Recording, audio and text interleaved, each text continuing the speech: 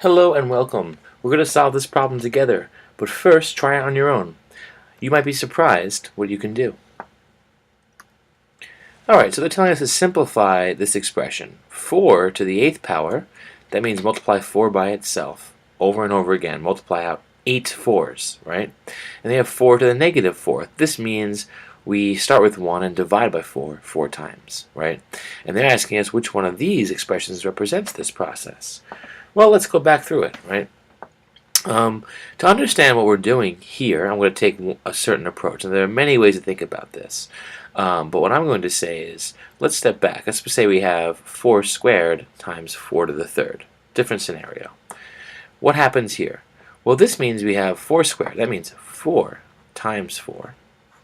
Right, we're doing that, let's say, with the order of operations. You do 4 times 4 first, then you would take that and multiply it by 4 times 4 times 4. 4 to the 3rd is 4 times 4 times 4. Well, the associative property says that we can regroup all of this into one larger group, and that won't change our answer. In other words, multiplying 4 times 4 by another 3 4s is the same as multiplying 1, 2, 3, 4, 5 4s. So this equals 4 to the 5th. Now if we go back to our original expression, we have 4 squared times 4 to the 3rd, right?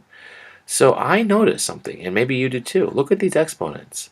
What's the connection between 2 and 3 and 5? Well, you might notice that 2 plus 3 equals 5. And this is one of the essential laws of exponents, right?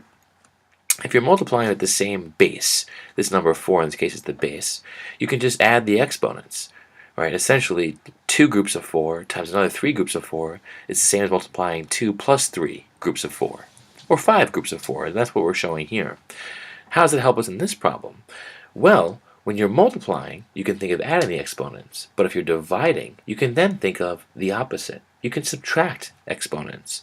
So this problem ends up just being 4 to the 8th, right, and divided by 4 to the negative 4th, which means it's going to equal 4 to the power of 8 minus negative 4. We just subtract those exponents. And what's 8 minus negative 4? Well, that's just 12. And that's our answer, choice D. Now, there are many other ways to solve this, but I hope this one helped you. Thanks.